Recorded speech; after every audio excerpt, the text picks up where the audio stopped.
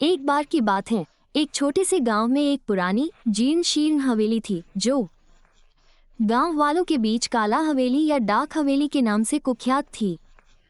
स्थानीय लोक कथाओं में हर अमावस्या को हवेली में एक आत्मा के आने की कहानी कही जाती थी।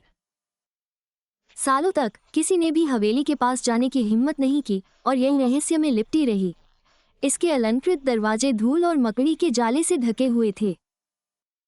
एक दिन एरियन नाम का जिज्ञासु युवा लड़का, जो हिम्मत से भरा दिल और आश्चर्य से भरी आंखों वाला था, ने पूंछ के पीछे की सच्चाई का पता लगाने का फैसला किया।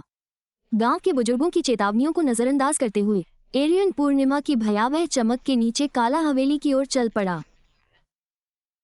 जैसे ही एरियन हवेली के पास पहुंचा, ठंडी रात की हवा ने उसकी रीढ़ में सिहरन पैदा कर दी और लकड़ी के गेट की चरमराहट ने उसकी नसों को शांत करने के लिए कुछ नहीं किया। दृढ़ निश्चयी उसने आगे बढ़कर भव्य भारी दरवाजों को खोला। अंदर का भयावह सन्नाटा केवल उसके कदमों की आवाज से टूट रहा था, जो विशाल खाली गलियारों में गूंज रही थी।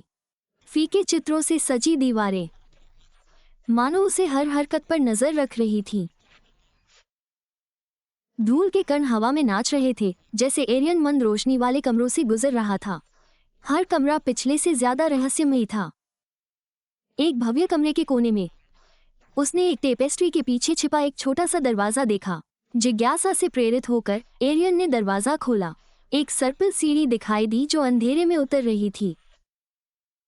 हाथ में एक मोमबत्ती लेकर एरियन सावधानी से नीचे उतरा। हर कदम के साथ हवा ठंडी होती जा रही थी। तहखाने में उसे हवेली के आखिरी मालिक की एक पुरानी डायरी मिली।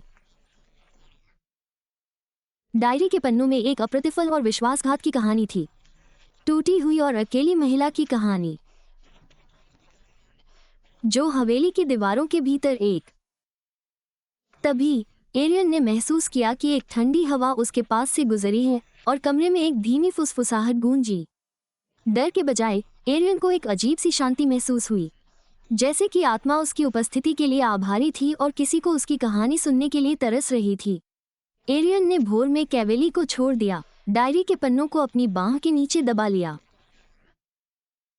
आतंक की कहानियों के बजाय वो दुख और आत्मा की कहानियां लेकर आया, जिन्हें बंद होने की जरूरत थी।